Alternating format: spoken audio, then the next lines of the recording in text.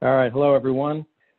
Thank you for joining today. And this is Gene from CommerceBlend. Before we get started, I want to let you know that we'll be sharing the recording of today's session with you afterwards. And if you have any questions as we're going through this, there's a Q&A tab at the bottom of the Zoom console screen. So please type in any questions you have during the course of the session. And anything we don't have time to get to today, we'll follow up with you afterwards via email. For those of you who are not already familiar with CommerceBlend, CommerceBlend is a community of merchants and e-commerce thought leaders that are designed to give you a competitive advantage in growing your online business.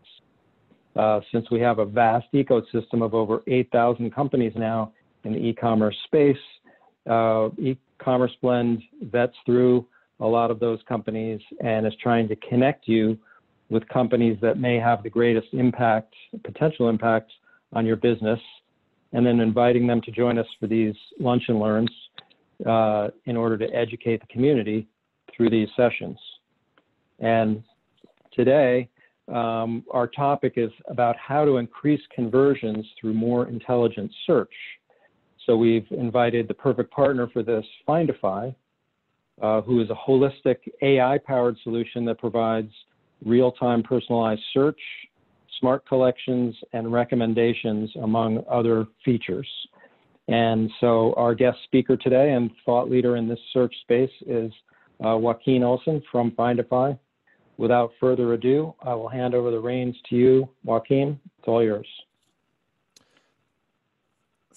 Thank you very much. I will share my screen and there we go. I wanted to talk about search today and the main purpose of focusing in on the search component of it. My background is basically within business. So I come from a background of accounting, then spent a few years improving businesses as a consultant, and then came into Findify and are now heading our commercial department, trying to reach out and speak more about the great capabilities of search and other features. What I wanted to just point out when showing the examples during this session is obviously this works as much for mobile as it does for desktop, but for the purpose of demoing this today, I've just selected the desktop versions to make them more visible over this desktop sharing. The starting point where I wanted to jump into this is basically, why is search important at all? And what I obviously find interesting is that the e-commerce is growing a lot. It's a great times ahead, and the predictions of where e-commerce is heading are just great graphs going forward. Interestingly, digging into what's said in the community is that there are challenges ahead as well. Taking a few of them, in conversion are actually globally decreasing. Digital ad spending are increasing, and more merchants have to spend more and more money on their ad spending, raising the bar to compete in the space. And as in other agencies and in other industries, work is a large factor causing stress, and people are spending way too much time doing manual things. Why do I start in this? Because I think this is a perfect starting point for a search solution. A good search solution should help you increase conversion. It should help you increase the values of attracting new shoppers, and it should help you reduce manual labor. Before jumping into it, why is search important? If looking at the consumer or shopper groups visiting different sites, browsers are usually the biggest group. But interestingly, the searchers convert more. And it all goes back to people coming into the site browsing are not as focused on what are they actually there to do. A lot of it is leisure shopping, and it's much more less focused on actually converting on a single item. While people coming in searching for something and getting them to search for something, they already made up their mind in what to start the journey with. And like everyone that been to IKEA knows, as soon as you started the journey, stopped the super cheap candles in your back, you're going to stay to a much higher extent. And why I think this is important is that what we've seen is that if you can get just a few more people into searching and nudging them into that behavior, it's enough to have 15% of your traffic generating a huge proportion of your total sales. So just getting people into the search behavior is a really important start. We'll get back to that later. So what is great search? Talking about quality can have many aspects. What I want to start in is actually, what is the purpose of search? Search is all about two things. The first is to include and exclude products related to the query coming from the shopper. And that is the basic part. You search for something, you get product matches, and you get products that are not matching. But what's more important is what order are these products getting back to you? And what we've seen and why this is important is that most of us in the online space are turning into 5-year-olds with an iPad in their hand. And what that means is that Google has taught us very well that we are going to find the most relevant products up on top. And most people only look at the first page, and most people only click on the first products. So the actual order of products displayed are extremely crucial. And why am I telling this? This is basically the main challenges with not having a great search. The first thing is not leveraging all of the metadata available to actually cater out which products are a good fit and which are not. And the second thing is treating relevance too rigidly. And what do I really mean by that? Relevance is objectively. And there are two big challenges around this. The first one is that preferences change over time. So an item that is a good fit and therefore should be ranked high during some parts of the year are not a good fit during other parts of the year. If searching for a jacket, the winter and summer jacket might be as relevant in terms of the actual linguistic part of it, in terms of the metadata available. But from a pure preference point of view, people are not as intrigued buying winter jackets in the summer. The second part of it is that preferences are highly individual, and something being relevant for one person is not being seen as relevant for another. And just to illustrate this, I'm having a simple search made by two different shoppers. Imagine the Prince of Darkness and the Queen of Pop being out buying shoes. Obviously, they are not going to be intrigued by the same kind of shoes. But from a linguistic point of view and in the terms that they are using, they are going to search for the same kind of products. And therefore, yielding a specific order of product could be relevant for one of them and totally irrelevant for the other.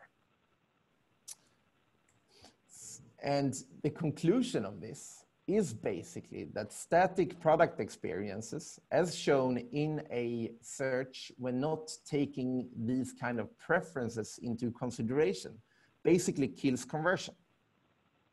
All right, so how do you then maximize conversion based out of this?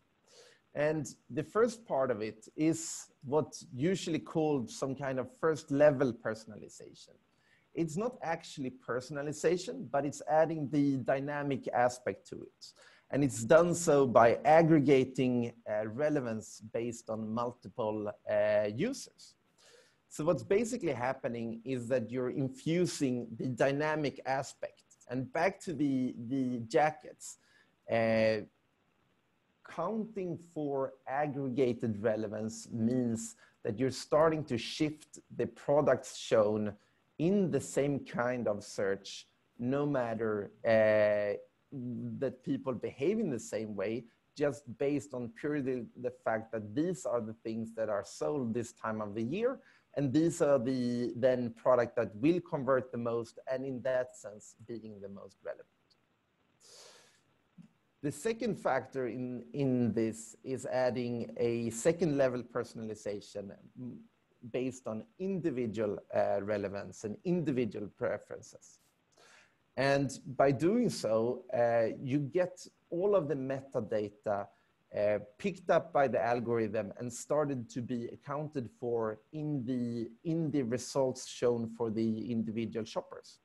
That means that someone that has picked up items that are based on a certain color, based on a certain brand, are going to get a different kind of exposure in the same kind of search that another person that are attracted by products that have totally other types of metadata attached to them. Might sound complicated, it's not. It's all about doing the same thing as a good sales clerk would do in a physical store, seeing what is actually working for this shopper and what is not, and starting to suggest other things that would be relatable to their query, but based on their preferences.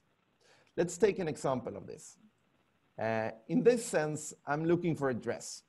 And given that the site doesn't have any prior knowledge of me, it's going to suggest a blend of different dresses. But in this type, I'm interested in red dresses. So I click 2 of them.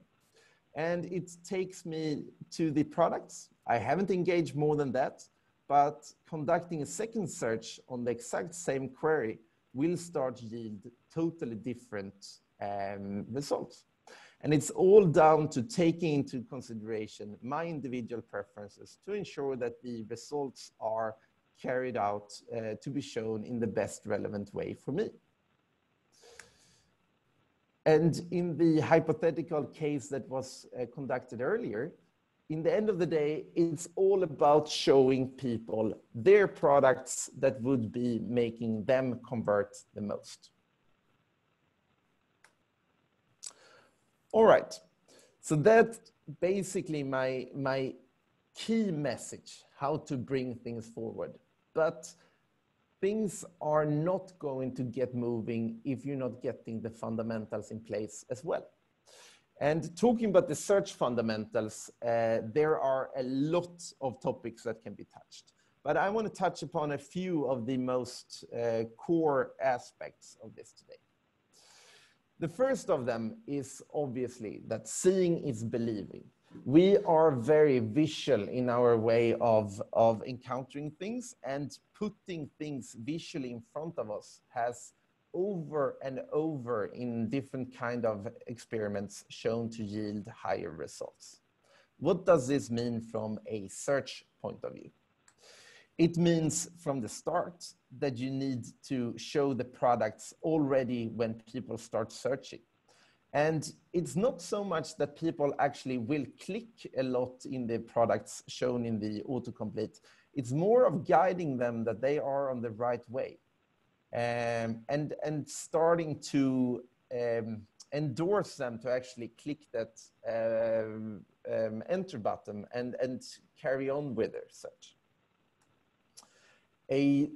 Other aspect is that people are not interested in seeing products that are not relevant to their search. So if I'm looking for a white dress, it's a lot of dress examples here. I want to see a white dress. I don't want to see the version of a product that isn't white, even though there is a variant that is white within that. So showing people directly what they're looking for, matching the most relevant variant for them is key to make them actually enter the product and put it in their cart. Dead ends are always a bad thing, and there are several that you can get out of by setting up your search in a good way.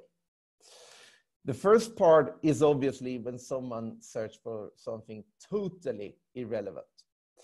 And to ensure that you then have a fallback starting to show your most popular product, engaging them again in getting actually continuing exploring products and not giving up, getting out of the site and then having a hard time to ever get them back there. Second aspect is obviously that people are not spelling the things correctly. They are being used to just type something and that the search should pick that up, and the search should pick that up. So ensuring that you have spelling tolerance will avoid dead ends, ensuring that people see the products that they are interested in and continuing the journey. Automatic synonyms is related to this. I think it's an interesting area based on the fact that people's way of behaving are changing over time. And when it does, you should capture it, but you shouldn't have to spend the manual time to actually do so. So your search solution should do that for you. What do I mean by this? Take an example of people starting to call something differently. And in line with trends here in Sweden, we've seen that people started to talk about green in the aspect of being organic. Does a synonym dictionary show that green is obviously the link to organic products? No, it doesn't. And there could be multiple usage of this. So what needs to be done is a solution that captures your behavior, aggregates that, and see that several people have actually searched for green cotton. They haven't got the results based out of this, but then they have started to engage with organic products. This should be linked to the green one and ensuring that people get what they're searching for, so that in the end of the day, the products that are most relevant for their query are popping up. Another aspect I think is crucial is the brand expression and ensuring that all of the time that you put into creating a vivid brand world around your shop is actually living, no matter what kind of solution you're adding on top of that. And that basically means giving you the freedom to customize whatever asset you want to. And just highlighting that all of these different kind of examples, a single solution wouldn't be enough for them. So to give them the freedom to start customize the different assets is a given to ensure that it fits in with the rest of your experience. Next section I would like to cover is the nudging part of it. And nudging has become a bigger and bigger concept during the recent years, but in the end of the day, it's all about steering the person, and in this case, the shopper, into doing something that they would be interested of doing, but aren't going to do if they don't get it on their mind. What do I mean by that? Take search, for example. We already talked about search being very profitable for the merchants, being able to have more shoppers searching to start their journey and to start putting things in cart. What you can see when looking at different websites is a very different treat of the search bar. And the search bar per se is very important in the way of how you're positioning it. Very common is just putting a small icon of the search somewhere. And what's interesting about this is that by just bringing it out, numerous tests have shown that you can increase the number of people, your total visitor base, by 10% going into search. And given that they, on an aggregated level, convert a lot more, it's a very easy fix to ensure that you get more people into the buying journey. But there are a lot of more steps that you can take after that. Having a query in the search bar already starting to make people search is good.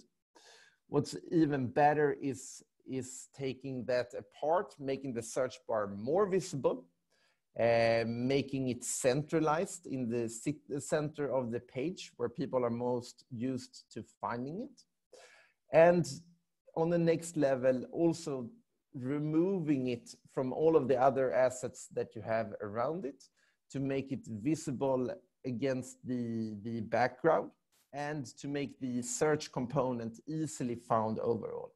It's interesting to see how much you can increase your conversion by only highlighting your search bar a lot more and therefore getting people into searching more.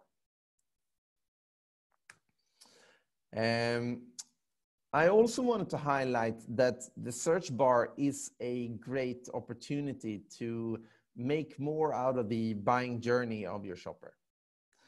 And what we've seen over the year is that a lot of merchants are very good at creating content to attract shoppers to their site. And it works great. And for that is often the purpose why the content is made. But there is so much more that you can do with a rich library of content. Ways to engage the shopper, to prolong the journey, to start creating a relationship with them in the longest run. But in the end of the day, just making the shopping experience more interesting, more educating, and nudging them into making the decisions of purchasing the item. And an example of this would be to incorporate your blog into your search. So take, for instance, this case where having the blog post being searchable in the same manner as the products is a great opportunity to attract the shoppers going in there. Now you can also close the loop by adding the products into the blog. You can lead them further and you can create a lot more out of that. But just binding it all together is a very interesting opportunity.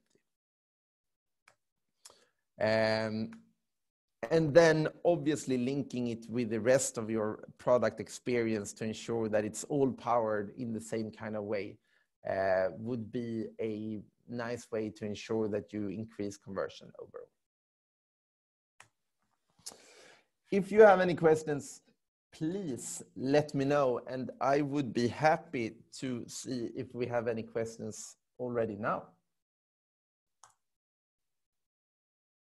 One question, Joakim, is when you mentioned earlier, and first of all of this is incredibly interesting, especially how search leads to increased conversions, but also understanding that conversions across the globe are down a little bit now overall. So any edge we can get, anything we can do to coax people into the search experience is going to help merchants increase their conversion rates overall.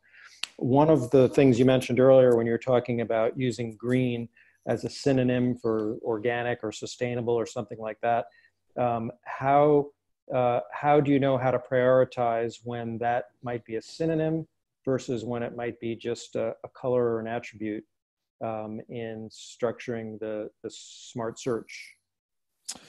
That would be purely based on behavior. And I think that the shopper's behavior is the absolutely best way to determine if something is true or if it's actually false. So in the terms of if someone would be searching for green cotton and in the end of the day getting into the products that actually are green, then you wouldn't link it as a synonym. But if you see that enough shoppers actually are searching for this and then getting into the organic one, and it's not a specific color that is chosen, then the algorithm is seeing a a pattern that on a grand scale enough comes with a suggestion to actually create a synonym out of that. Yeah, that's very helpful. Thank you. I've got a quick question as well, and I apologize if maybe you covered this and I missed it. One of the practice areas that we have here, I'm sure Gene, kind of walked you high level through this, is conversion rate optimization, and obviously, optimizing a search bar is a key component of that.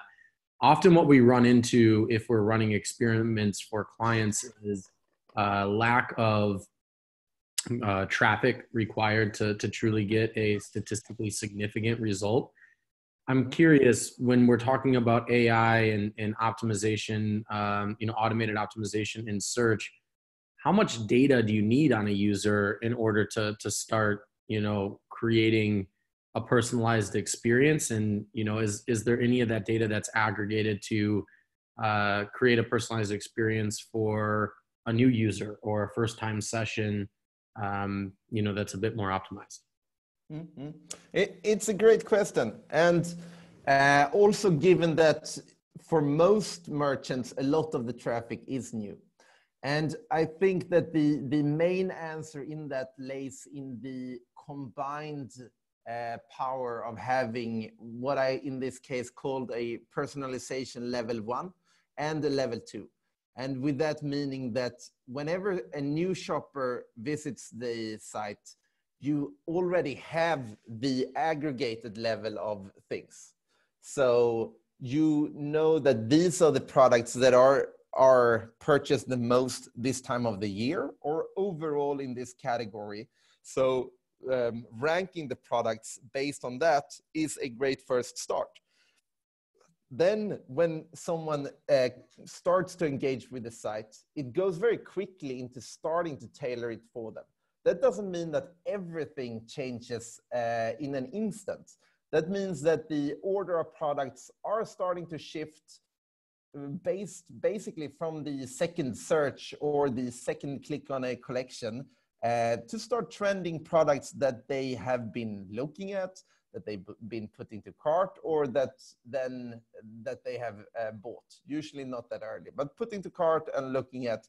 And it's also an important data source in what they haven't looked at. So seeing the grid, seeing the first 6 products and not clicked a single one of them, you can determine that, oh, this is actually not relevant for that shopper, and then start trending other items in that sense.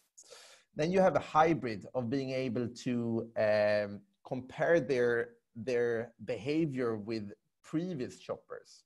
So basically, the first thing you see is the aggregated level. Then they start to make actions on the site. And those actions are usually similar to a lot of other shoppers that in the end purchase these kind of items. So starting to trend those kind of items for them before having a full profile of what is actually this person liking are yielding higher results in that end.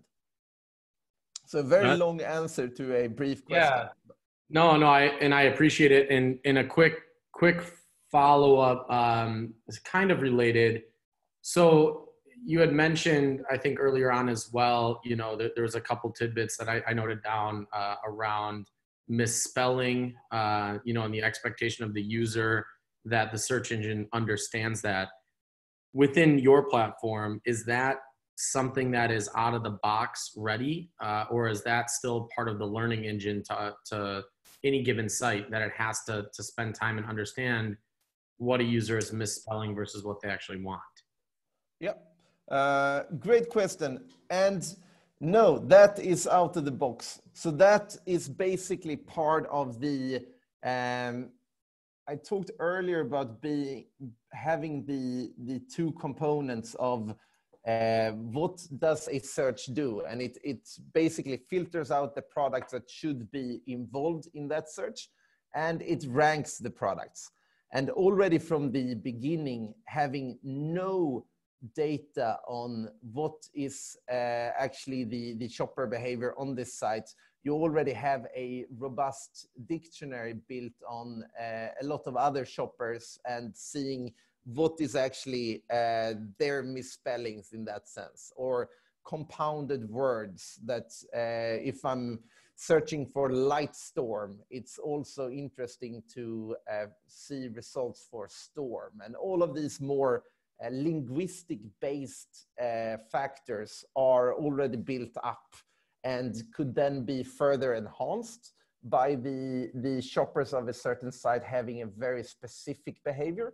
But usually the main core of it is still there and is going to be the one that are continued to use over the run as well, while the relevance ranking is going to shift a lot just based on the behavior of that certain site. Okay, great. And last question from my side here. So something else that I had thought about and not sure if you touched on, but and also not sure if it's, you know, something that is part of your tool. Out of the box, is there any like industry level aggregated data that you know you can use to apply? And what I mean by that is, you know, women's fashion, right? Let's say we work with 15 women's fashion sites.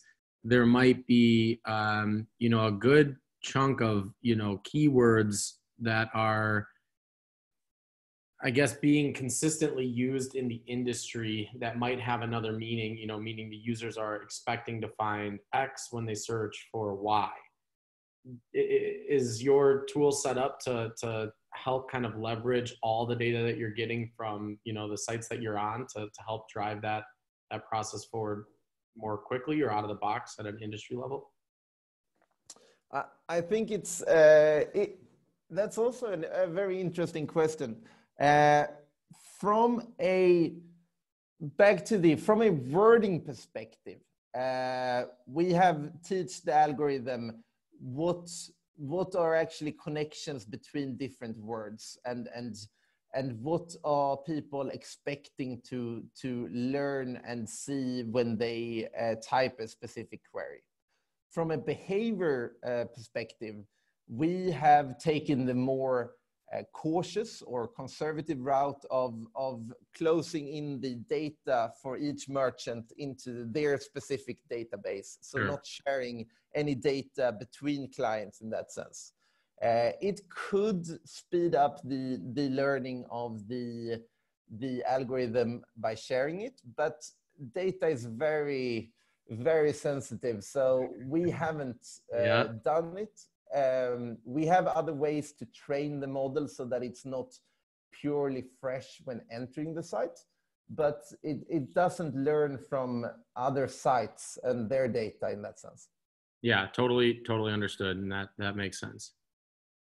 Then it could be said, just adding to that as well, that it goes quite quickly to train the algorithm up to a 95% level to really cater for most of what people are doing, since we teach it how to learn in previous cases. Sure. And with that, I mean that if you have an average store and 2 weeks in, it will already picked up most of the happenings and the specific requirements of those shoppers to be functioning and recommending relevant products. Is that 2-week time frame based on a certain expected level of engagement with the search bar? Like, I mean, I have to imagine that if a site is getting 100 searches a day versus 1,000 searches a day, you know, 1,000 searches is probably going to learn much quicker, right? It sure is. Then from our perspective, we are not only running the algorithm in the search, we're also doing it in the collections and in recommendations. So that means that we get a lot more data quickly. So 2 weeks are usually the average training period, while if you have larger volumes, it will go much quicker than that. And what you then do is that you include the tracking scripts already before launching to teach it on the specific behavior on that site, so that at the point when you do launch, you already have collected a lot of data to ensure that it's adding the ranking early. Got it. Okay, that's it question-wise on. Yeah, one other question from my side as well, and that is around content search. I know that Findify continues to evolve, and there was some recent evolution around searching for content, whether it's blog content, whatever, and then how, if someone is searching for content rather than product on the site, how that can be part of the AI-powered search results, like recommending a product, even though they may be searching for a topic. So I know it's kind of a multi-part question, but just curious about how you're addressing that. I think that content search is an extremely interesting area overall. At this point, we have focused on being able to roll it out on various sources. So that means that it could be enabled on Instagram as well as blogs, YouTube, etc., etc. At this point, we are not reading the content as a source for the AI. So we're basically reading the behavior on the products, and then we are ranking the source from the content based on relevance with the query. What you can do already is putting in recommendations on the content pages that are based out of the behavior from the products. But there is a lot more that can be done and that are being scoped to be done. So I would say that we are in that area, not as far as we definitely see that there is potential to go and should be happening pretty quickly. All right, well, Joakim, thank you so much for that. If there are no other questions at this point, we really appreciate you making the time for the CommerceBlend community today. And I just wanted to thank everyone on the line for joining. As I mentioned earlier, we will be sharing the recording via email. If you're not a member already, please visit commerceblend.com and join the community. There are a lot of resources that could be valuable to propelling your business. And so on that note, Joakim, once again, thank you to you, and for everyone on the line, have a fantastic weekend. Thank you very much. And if any follow-up questions come up later, I would be happy to answer them as well. Thanks again, Joakim.